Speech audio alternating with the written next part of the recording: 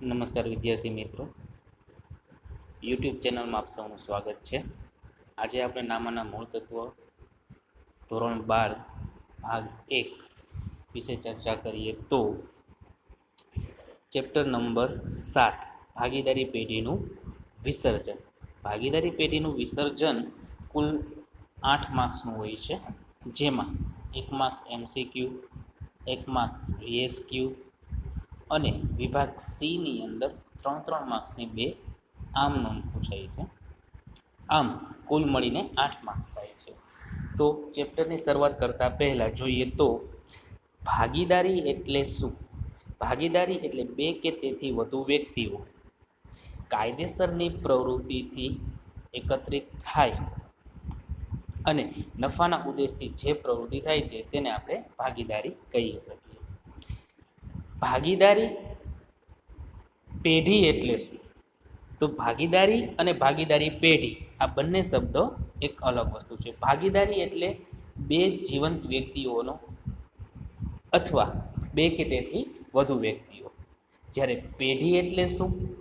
તો કે ભાગીદારો દ્વારા એક એવું અસ્તિત્વ જે કૃત્રિમ વ્યક્તિત્વ ધરાવે છે અને જેને ચલાવવા માટે જીવંત વ્યક્તિઓની જરૂર પડે છે.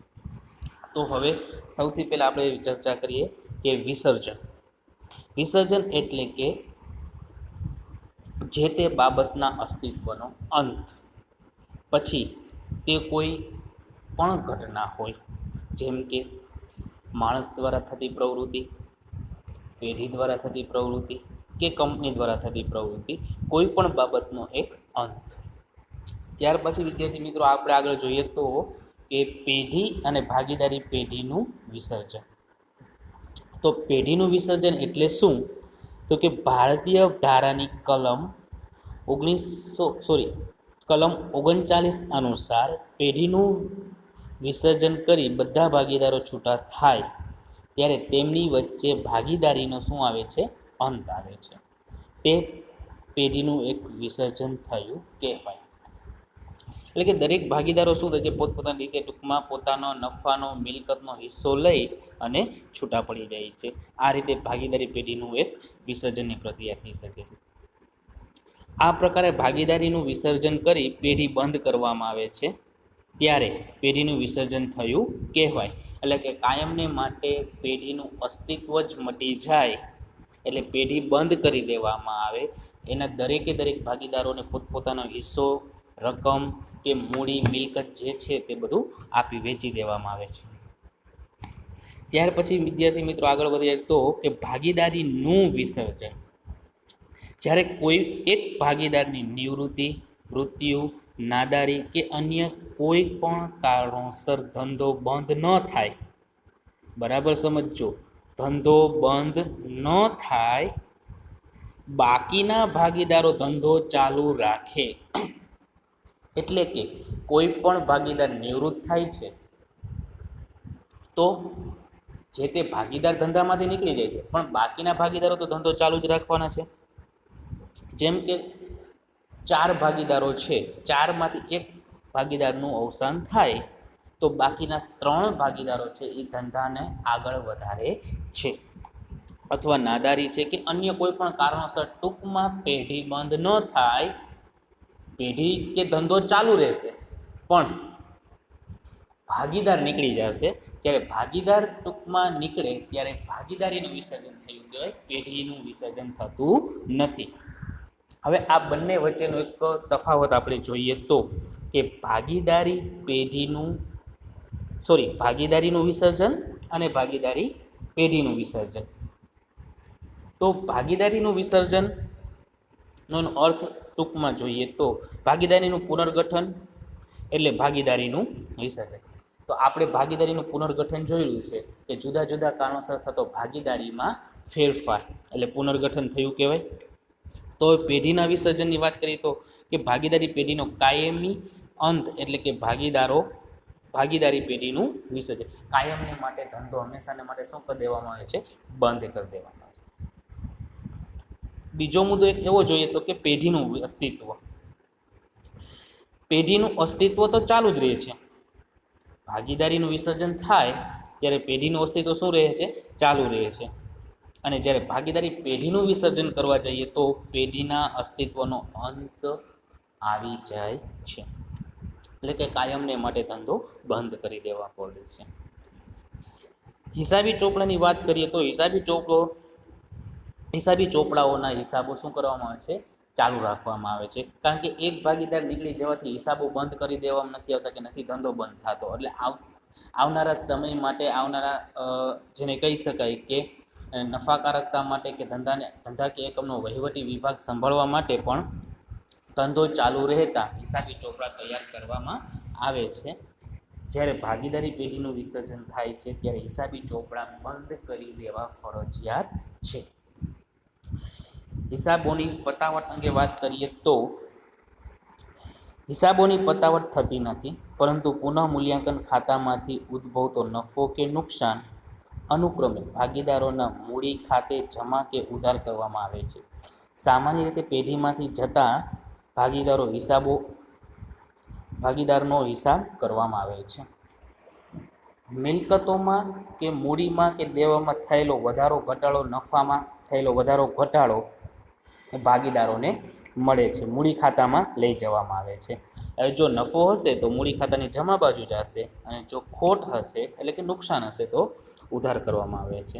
પણ સામાન્ય રીતે પેઢીમાંથી જતા ભાગીદારનો હિસ્સો કરવામાં આવે છે. હા, જે ભાગીદાર ટૂંકમાં પેઢીમાંથી નીકળી જાય છે, છૂટો પડે છે, એટલે એનો હિસ્સો ટૂંકમાં જે નક્કી થયેલું છે એ પ્રમાણે એને આપી દેવામાં આવે છે. પણ હા, જો નફા નુકસાનનું પ્રમાણ નક્કી ન કર્યું હોય તો 1932ની જોગવાઈ અનુસાર દરેક ભાગીદારો નફા નુકસાન સરખા હિસ્સે મળવા પાત્ર રહેશે. હિસાબોની પતાવટ થાય છે. માલ મિલકત નિકાલ ખાતા દ્વારા મિલકતોનો નિકાલ કરીને જવાબદારી ચૂકવવામાં આવે છે. વધેલ રકમ ભાગીદારો વચ્ચે હિસાબોની પતાવટ પેટે ચૂકવવામાં આવે છે. જ્યારે પેઢી જ બંધ થઈ જાય છે, એટલે કે ધંધો બંધ કરી દેવામાં આવે છે, ત્યારે હિસાબોની પતાવટ કરવા માટે માલ મિલકત નિકાલ ખાતા દ્વારા મિલકતોનો નિકાલ કરી જવાબદારી ચૂકવવામાં આવે છે. એટલે કે ધંધાની મિલકતો અને દેવાઓના ખાતા શું કરી દેવામાં આવે છે? બંધ. તો મિલકતોની બાકીઓ કેવી છે? ઉધાર. એટલે એનો નિકાલ કરશે એટલે આપણે એને શું કરી દેવી પડશે? જમા. નિકાલ એટલે કે ધંધામાંથી મિલકતો વહેંચી દેવી અને ધંધાની જે કાંઈ જવાબદારી દેવું છે એ ચૂકવી દેવું. મિલકતો નીકળી જશે એટલે મિલકત જાય તો જમા, અને દેવું ચૂકવાય છે. જ્યારે દેવાની બાકી કેવી છે? જમા. હવે તમે એને ચૂકવી દેશો એટલે હવે શું કરી દેવું પડશે? ઉધાર. એટલે મિલકતોનું ખાતું બંધ થઈ જાય અને દેવાના ખાતા પણ બંધ થઈ જાય. ક્યારે? તો કે જ્યારે પેઢીનું વિસર્જન થાય ત્યારે. અદાલતનો હસ્તક્ષેપ જોઈએ તો ભાગીદારીનું વિસર્જન સ્વૈચ્છિક હોવાથી અદાલતના હસ્તક્ષેપની જરૂરિયાત રહેતી નથી. કોઈ પણ ભાગીદાર છે સ્વેચ્છાએ પોતાની રીતે ધંધામાંથી નીકળી શકે છે. તો આમાં કોઈ પણ અદાલતની કાર્યવાહી કે ટૂંકમાં ટ્રિબ્યુનલ એટલે કે અદાલતની કોઈ પણ કાયદેસરની કાર્યવાહી કરવાની જરૂર નથી. સ્વૈચ્છિક છે, ભાગીદાર પોતાની રીતે નીકળી શકે છે. જ્યારે જરૂરી હોય ત્યારે અદાલત દ્વારા હસ્તક્ષેપ કરવામાં આવે છે. હા, કોઈ એવા ખાસ સંજોગો છે જેમ કે ભાગીદારની નાદારી થાય, મૃત્યુ થાય અથવા કોઈ એવા ખાસ કારણોસર અદાલત હસ્તક્ષેપ કરી અને વિસર્જનની કાર્યવાહી હાથ ધરી શકે છે. પેઢીના વિસર્જનની હવે વાત કરીએ તો વિસર્જન બે રીતે હોઈ શકે વિદ્યાર્થી મિત્રો. નંબર 1 કે સામાન્ય વિસર્જન. સામાન્ય વિસર્જન એટલે કે અદાલતના હસ્તક્ષેપ સિવાયનું વિસર્જન, એટલે કે અદાલત આમાં કોઈ પણ જાતની ઇન્ટરફિયર એટલે મીન્સ કે ટૂંકમાં કોઈ પણ કાર્યવાહી કરવામાં આવતી નથી. ભાગીદારો પોતાની રીતે સ્વેચ્છાએ જ વિસર્જન કરવાની પ્રક્રિયા હાથ ધરે છે. બીજી વાત કરીએ તો અદાલત દ્વારા વિસર્જન. અદાલતને આપણે ઇંગ્લિશમાં ટ્રિબ્યુનલ કહી શકીએ. એ ટ્રિબ્યુનલ દ્વારા વિસર્જન કે જ્યારે એવા કોઈ ખાસ કારણો સંજોગો એવા લાગતા હોય તો ભાગીદારી પેઢીમાં અદાલત હસ્તક્ષેપ કરી અને વિસર્જનની કાર્યવાહી હાથ ધરી શકે છે. તો જોઈએ હવે આગળ કે સામાન્ય વિસર્જન કે અદાલતના હસ્તક્ષેપ સિવાયનું વિસર્જન. અદાલતના હસ્તક્ષેપ સિવાયના વિસર્જન અંગે આ રીતે હોઈ શકે છે. સર્વસંમતિથી. જ્યારે બધા જ ભાગીદારો પેઢીનું વિસર્જન કરવા સંમત થાય ત્યારે ભાગીદારી પેઢીનું ગમે તે સમયે થઈ શકે છે, જેને મરજિયાત અથવા તો કે સ્વૈચ્છિક વિસર્જન પણ કહેવામાં આવે છે. જ્યારે ભાગીદારી પેઢીના દરેક ભાગીદારો સર્વસંમતિથી અંદરો અંદર મળી અને એમ કહે કે ચલો હવે આપણે ધંધો કરવો નથી અને આપણે પેઢી બંધ કરી દેવી છે, ત્યારે બધા રાજી ખુશી ટૂંકમાં દરેક ભાગીદારો પોતપોતાના નિર્ણયોથી સહમતિ લઈ અને ભાગીદારી પેઢીનું શું કરે છે? વિસર્જન કરે છે. અને આ વિસર્જન છે દરેક ભાગીદારો સ્વૈચ્છિક રીતે પોતાની રીતે વિસર્જન કરવા માટે સહમત થયા હોય છે. બીજો પોઈન્ટ છે કે કરાર દ્વારા વિસર્જન. ભાગીદારો વચ્ચે અગાઉથી નક્કી કરેલ કરારની શરતોને આધીન ભાગીદારી પેઢીનું વિસર્જન થઈ શકે છે. કરાર આધારિત. હવે અમુક પ્રકારની ભાગીદારી એવી છે કે જે કરાર આ ઉપર રચાયેલી છે. ફોર એક્ઝામ્પલ, આપણે ઘણી વખત એવું જોયું હોય છે કે આપણે કોઈને મકાન ભાડે આપીએ તેમાં આપણે 11 મહિનાનો કરાર કરવામાં આવે છે. જેવા 11 મહિના પૂરા થાય તો નવો કરાર આપણે ફરીથી કરીએ છીએ, કારણ કે કરાર પૂરો એટલે જે તે બાબતનો અંત આવી જશે. તો એવી જ રીતે ઘણી ભાગીદારી પેઢી કરાર આધારિત પણ હોય છે. કરાર પૂરો થતાં ભાગીદારી પેઢીના વિસર્જનનો અંત આવે છે. કાયદા દ્વારા વિસર્જન. તો કાયદા દ્વારા વિસર્જન દ્વારા આપણે જોઈએ તો બીજા બે મુદ્દા અહીંયા આપણે ધ્યાનમાં આવે છે. પેઢીના બધા ભાગીદારો અથવા એક સિવાયના બધા ભાગીદારો નાદાર જાય. નાદારી એટલે શું? તો નાદારી વિશે આપણે અગાઉ ચર્ચા કરી છે એમ ફરી એક વખત અહીં પણ આપણે ટૂંકમાં વિચારણા કરીએ તો નાદારી એટલે કે પેઢીના ભાગીદારો પોતાનું દેવું ચૂકવવા માટે સક્ષમ ના હોય ત્યારે અદાલત દ્વારા જાહેર કરવામાં આવતું એક પ્રકારની પ્રક્રિયા. તો એક કરતાં વધુ ભાગીદારો જો નાદાર થાય તો પણ પેઢીનું વિસર્જન થઈ શકે છે. પેઢીનો ધંધો ચલાવવો ગેરકાયદેસર બને ત્યારે પેઢીનું વિસર્જન થઈ શકે. હવે જ્યારે એવું બની શકે કે જે તે ભાગીદારી પેઢી છે સરકાર દ્વારા જે ધંધા માટેની પરમિશન આપવામાં આવી હોય એના કરતાં વિરુદ્ધ દિશાની પ્રવૃત્તિ કરે તો પછી કાયદેસરની પ્રવૃત્તિ ગણાતી નથી, એટલે ગેરકાયદેસર પ્રવૃત્તિનું વિસર્જન કરવું ફરજિયાત બને છે. જેમ કે માની લો કે કોઈ સોડા બનાવતી કંપની છે, ગવર્મેન્ટે એને લાઇસન્સ આપેલું છે સોડા બનાવવા માટે, પણ પછી થોડાક સમય બાદ એ લોકો ડ્રિંકનું ઉત્પાદન કરશે તો એ વ્યાજબી ગણાય નહીં, તો આ ગેરકાયદેસરની પ્રવૃત્તિ ગણાશે. તો આ પેઢીનું વિસર્જન કરવું ફરજિયાત છે. ત્યાર પછી એક એવો મુદ્દો છે મિત્રો કે ચોક્કસ ઘટનાને આધારે જો ભાગીદારી પેઢી અમુક ચોક્કસ મુદત માટેની હોય તો તે મુદત પૂરી થતાં વિસર્જન થાય છે. ચોક્કસ મુદત માટે ભાગીદારી પેઢી એક અસ્તિત્વમાં છે. દાખલા તરીકે આપણે એક વિચાર કરીએ તો કે 150 ફૂટ રિંગ રોડ ઉપર ફ્લાયઓવર બ્રિજ બન્યો છે, બરાબર. હવે આ બ્રિજ બનાવવા માટે એક અંદર કોન્ટ્રાક્ટરે કરાર કરેલો હોય કે 1 થી 2 કોન્ટ્રાક્ટર હોય, 5 કોન્ટ્રાક્ટર હોય કે 10 કોન્ટ્રાક્ટર હોય કે આ કામ પૂરું થતાં એની ભાગીદારી જે પેઢી છે એનો આપોઆપ શું આવી જશે? ચોક્કસ મુદત ઉપર આધારિત છે. ત્યાર પછી નાના મોટા શહેર ગામડાની અંદર પણ નાની નાની નહેરો, નદીઓ, તળાવ બાંધવા માટે એમાં ટૂંકમાં જે ડેમ બાંધવા માટેનો કોન્ટ્રાક્ટ હોય તો આ બધા એક કામ પૂરું થતાં અથવા મુદત પૂરી થતાં અમુક ભાગીદારીનો શું આવે છે? અંત આવે છે. કોઈ ચોક્કસ હેતુ માટે સ્થપાઈ હોય અને તે હેતુ પૂર્ણ થવાથી પેઢીનું આપોઆપ વિસર્જન થઈ જાય છે. કોઈ ચોક્કસ હેતુ માટે, ખાસ પ્રકારના હેતુ માટે ટૂંકમાં ભાગીદારી અસ્તિત્વમાં આવે અને એ હેતુ પૂરો થઈ જાય એટલે આપોઆપ ભાગીદારી પેઢીનું શું આવે છે? અંત આવે છે. ત્યારબાદ છે કે નોટિસ દ્વારા સ્વૈચ્છિક ભાગીદારીના સંજોગો કોઈ પણ ભાગીદારી પેઢીનું વિસર્જન કરવાનો પોતાનો ઈરાદો જણાવી લેખિત નોટિસ અન્ય ભાગીદારોને આપે છે. આ નોટિસમાં જણાવેલ તારીખથી અથવા નોટિસ મળે ત્યારથી તેમની વચ્ચેની ભાગીદારીનો અંત આવે છે. આ રીતે પેઢીનું વિસર્જન થઈ શકે છે. જોઈએ, કોઈ કોઈ એક ભાગીદાર સ્વૈચ્છિક રીતે પોતાની રીતે અન્ય કોઈ ભાગીદારને લેખિત નોટિસ દ્વારા જાણ કરે કે આ સમયથી આ વર્ષથી હવે આવનારા સમય માટે હું ભાગીદાર તરીકે જોડાવા માંગતો નથી અને આ મારી લેખિત અરજી છે જેને સ્વીકારી અને મને ભાગીદારી પેઢીમાંથી છૂટા કરી દેવા. જ્યારથી આ નોટિસ ની રજૂઆત થાય છે અથવા નોટિસ મળે છે ત્યારથી એ ભાગીદારીમાંથી નીકળી જાય છે અને ભાગીદારીનું વિસર્જન થયું કહેવાય છે. આગળ હવે વાત કરીએ તો અદાલત દ્વારા વિસર્જન. તો જોઈએ કે અદાલત દ્વારા આપણે કઈ રીતે વિસર્જનના મુદ્દાઓ આપ્યા છે. તો અદાલત નીચેના સંજોગોમાં હુકમ કરી શકે છે કે આટલી રીતે વિસર્જન થઈ શકે. કોઈ પણ ભાગીદાર અસ્થાયી મગજનો જાહેર થાય.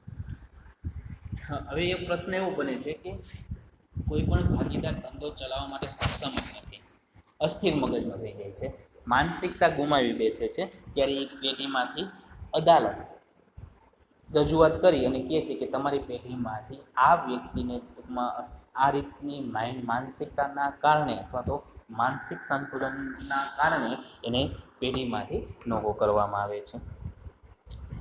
કોઈ ભાગીદાર પેઢીમાં પોતાની ફરજ બજાવવા માટે અશક્તિમાન બને. ભાગીદારી પેઢીમાં સમયસર ટૂંકમાં કામકાજ થાય, સમયસર કામકાજ ચાલે એ માટે દરેક ભાગીદારીનું અસ્તિત્વ હોવું જરૂરી છે. હા, કોઈ ખાસ કારણોસર ટૂંકમાં રજા આપવામાં આવે ભાગીદારોને તો એ કોઈ મોટી વાત નથી, પણ એવું બને કે કોઈ એકાદ ભાગીદાર સમય અનુસાર ધંધામાં હાજરી ન આપી શકતો હોય, કોઈ મોટી બીમારીનો શિકાર બન્યો હોય, તો પછી અદાલત તેને ટૂંકમાં પેઢીના વિસર્જનની કાર્યવાહી માટે પહેલ કરે છે. ત્યાર પછી એવો એક મુદ્દો છે કે કોઈ ભાગીદાર પેઢી કે પેઢીના ધંધાના હિત વિરુદ્ધનું વર્તન કરે. હવે એવું પણ બની શકે કે કોઈ ભાગીદાર પેઢીને નુકસાન થાય એવું જાણી જોઈને કરે અથવા ધંધાના હિતની વિરુદ્ધનું કોઈ કૃત્ય કરે, જેમ કે અમુક ગેરકાયદેસર પ્રવૃત્તિ કરે, ધંધાનું નામ બદનામ કરવા માટે ખોટા પ્રચાર કરે, ખોટી અફવાઓ ફેલાવે, તો આવા સંજોગોમાં પણ પેઢીનું વિસર્જન કરવામાં આવે છે. ત્યાર પછી કોઈ ભાગીદાર ધંધાની શરતોનો ઇરાદાપૂર્વક વારંવાર પણ કરે છે. તો વિદ્યાર્થી મિત્રો, પહેલાં આપણે એ વાત કરીએ કે કોઈ પણ કાર્ય કરવા માટે નિયમ અનુશાસન ખાસ જરૂરી છે. તો આ નિયમ આપણા ઘરે પણ હોય, સ્કૂલે પણ હોય, તો એવી જ રીતે ધંધાના પણ કંઈક આગવા પોતાના નિયમો હોય છે, અથવા તો આપણે એને કહી શકીએ કે ધંધાની અમુક પ્રકારની શરતો હોય છે. જો કોઈ પણ ભાગીદાર ધંધામાં વારંવાર શરતોનો ભંગ કરે અથવા તો સરકારે જે નિયમો બનાવેલા હોય ધંધા માટેના એનો ઈરાદાપૂર્વક વારંવાર ભંગ કરે, એટલે કે નિયમોને તોડવાનો પ્રયત્ન કરે છે અથવા તો નિયમ તોડે છે, તો તેને ભાગીદારી પેઢીના વિસર્જન તરફ અદાલત હસ્તક્ષેપ કરી અને અદાલત દ્વારા એને વિસર્જિત કરવાનો પ્રયાસ કરવામાં આવે છે. ત્યાર પછી કોઈ ભાગીદાર પેઢીનો પોતાનો સંપૂર્ણ હિસ્સો અન્ય ભાગીદારોની સંમતિ વગર ત્રાહિત પક્ષને વેચે. અદાલત ત્યારે પણ હસ્તક્ષેપ કરી શકે છે કે કોઈ એક ભાગીદાર ધંધામાંની કોઈ મિલકતો છે એ અન્ય કોઈ પણ ભાગીદારને અન્ય ત્રાહિત પક્ષ એટલે કે ધંધાની બહારની કોઈ પણ વ્યક્તિને વેચી દેવામાં આવે. ફોર એક્ઝામ્પલ ઉદાહરણ આપું તો કે ઘરનો કોઈ પણ સામાન, કોઈ બાળક છે, મમ્મી પપ્પાને પૂછ્યા વગર ઘરનો કોઈ પણ મોટી કિંમતી વસ્તુ જો વેચી નાખે તો એ ચાલશે? ના, નહીં ચાલે. શું કામ? તો કારણ કે મમ્મી પપ્પા કે વડીલને પૂછીને કોઈ પણ કાર્ય કરવાનું હોય છે. તો ભાગીદારી પેઢીમાં કંઈક પણ આવું છે. એક ભાગીદારે બીજા ભાગીદારની સહમતિ અથવા તો એને આગળ સૂચન કરી અને પછી કોઈ પણ કાર્ય કરવાનું હોય છે. જો કોઈ પણ ભાગીદાર અન્ય કોઈ પણ ભાગીદારને પૂછ્યા વગર ધંધાની મિલકતો કે મૂડી કે રોકડા રૂપિયાની લેવડ દેવડ કરે છે તો એ એક પ્રકારની કાયદેસરતા બનતી નથી, જે ધંધાના હિત વિરુદ્ધ છે. અથવા તો કોઈને વેચી પણ દે મિલકત તો પણ ધંધાના કે પેઢીના હિત વિરુદ્ધ છે, જેથી આ માન્ય ન રાખતા અદાલત વિસર્જનનો હુકમ કરી શકે છે. પેઢી સતત ખોટ કરતી હોય અને ખોટ સિવાય પેઢીનો ધંધો ચાલે તેમ જ ના હોય. 1932ના કાયદા મુજબ તો ભાગીદારી પેઢીમાં ભાગીદારોની સંખ્યા વિશે ચર્ચા કરી છે કે ઓછામાં ઓછા 2 અને વધુમાં વધુ 50. હવે એવું ક્યારેક બની શકે કે ભાગીદારી પેઢી પહેલા વર્ષે નફો કરે, બીજા વર્ષે ખોટ કરે, ત્રીજા વર્ષે ખોટ કરે, ચોથા વર્ષે ખોટ કરે, એમ ઉત્તરોત્તર ટૂંકમાં સતત ને સતત જો ખોટ કરતી હોય તો ભારત સરકાર એ ધંધો કે એ પેઢી ચલાવવા માટે માન્યતા રદ કરી દે છે. શું કામ? એનું કારણ છે કારણ કે ભારત સરકાર એટલા માટે પરમિશન આપે છે કે જો ધંધો નિયમિત ચાલશે તો એમાં સમયસર એ લોકોને ભારત સરકારને ટેક્સ મળશે અને ટેક્સ મળશે તો દેશનો વિકાસ થશે. પણ જો પેઢી સતત ને સતત ખોટ કરતી હોય તો સરકારને ટેક્સ મળશે નહીં. આ ઉપરાંત ધંધો ચલાવવો પણ સક્ષમ ન બને દરેક ભાગીદારો માટે. તો એટલે ટૂંકમાં જો સતત ને સતત ખોટ થતી હશે તો પણ ભાગીદારી પેઢીનું વિસર્જન કરવાનો અદાલત હુકમ કરી શકશે. અને છેલ્લું કારણ જોવા જઈએ તો અદાલતને વ્યાજબી લાગે તેવા અન્ય કોઈ પણ સંજોગોમાં પેઢીનું વિસર્જન કરવાનો હુકમ કરી શકે છે. હા, અગાઉ આપણે જોયું છે તે મુજબ કે અદાલતના કોઈ પણ સંજોગો પેઢીને માન્ય રાખવા જ પડે છે, કારણ કે અદાલત જે હુકમ કરે છે એક પ્રકારના ભારત સરકાર દ્વારા લીધેલો નિર્ણય હોય છે. આ ઉપરાંત પણ જો અદાલતને એવા કોઈ પણ ખાસ કારણ લાગે આના સિવાયના તો પણ ભાગીદારી પેઢીના વિસર્જનનો હુકમ કરી શકે છે. જેમ કે અસામાજિક પ્રવૃત્તિ, ગેરકાયદેસર પ્રવૃત્તિ હોય, માની લો કે ગુજરાતની અંદર ડ્રિંક વેચવાની સખ્ત મનાઈ છે, તો જો એ કોઈ વ્યક્તિ ધંધો કરતો હશે તો અદાલતને યોગ્ય લાગશે કે ગેરકાયદેસરની પ્રવૃત્તિ છે, જેથી કરીને સરકાર એ ધંધો કે પેઢી ઉપર બેન્ડ મારી અને એ પેઢીનું અસ્તિત્વ મટાડી દેશે. તો વિદ્યાર્થી મિત્રો, આજે આપણે ભાગીદારી પેઢીના વિસર્જનનો અર્થ, ભાગીદારીનું વિસર્જન, ભાગીદારી પેઢીનું વિસર્જન અને કેટલી રીતે વિસર્જન થઈ જાય, સ્વૈચ્છિક વિસર્જન અને ફરજિયાત વિસર્જન. ફરજિયાત એટલે કે અદાલત દ્વારા વિસર્જન અને ભાગીદારો દ્વારા વિસર્જન. આપણે 2 રીતે અભ્યાસ કર્યો છે અને હવે પછીના આપણા જે લેક્ચર આવશે એમાં આપણે માલ મિલકત નિકાલ ખાતાનો અભ્યાસ કરવાનો છે અને એ શીખી ગયા પછી એના ઉપરથી આપણે આગળ આમ નોંધ ઉપર એટલે કે દાખલા ઉપર જવાનું છે. તો શું દરેક વિદ્યાર્થીઓ કેરફુલી રીતે કાળજીપૂર્વક ઓછામાં ઓછું 2 વખત વિડીયો જોવે, સાંભળે, ન સમજાય તો ફીડબેક સ્વરૂપે ફોન કરી અથવા પર્સનલી ટૂંકમાં કુંવરસરને રિક્વેસ્ટ કરી અથવા તો જે તે વિષય શિક્ષકને ટૂંકમાં ફોન કરીને જાણ કરી અને જે તે પ્રશ્નનું સોલ્યુશન મેળવી લેશે. આભાર.